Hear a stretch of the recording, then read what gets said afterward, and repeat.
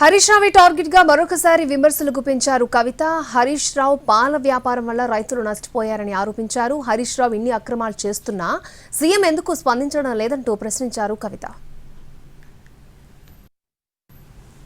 పాల వ్యాపారాలు పెట్టుకున్నారు. ఎస్సీ ఎస్టీ బీసీ హాస్టళ్లకు టెండర్లు లేకుండానే పాలమ్ముకొని వాళ్ళు పైసలు సంపాదించుకున్నారు హరీష్ రావు గారు, వారి ఫ్యామిలీ, వారి సతీమణి అందరూ. కానీ మరి పాల రైతులకు మాత్రం లాభం జరగలేదు.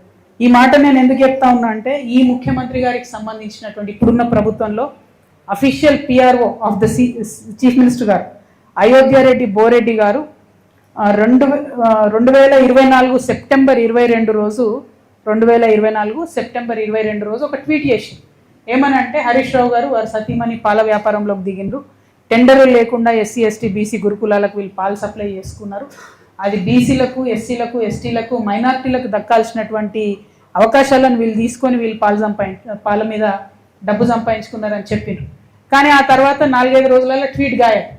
అంటే ఇంత అవినీతి ప్రస్ఫుటంగా కనబడుతున్నా ప్రతి జిల్లాలో, నేను నల్గొండలో చెప్పిన, వరంగల్లో చెప్పిన, ఆదిలాబాద్లో చెప్పిన, ఇప్పుడు మెదక్లో చెప్తున్నా, హరీష్ రావు గారి బినామీలు, వారి కంపెనీలు, వారి దందాలు. ఇంతవరకు ముఖ్యమంత్రి గారు కనీసం కదులుతలేరంటే హరీష్ రావు గారికి ముఖ్యమంత్రి గారికి ఉన్న అండర్స్టాండింగ్ ఏంటిది, ఎందుకోసం ఆయనను కాపాడుతున్నాడు ఈ ముఖ్యమంత్రి గారు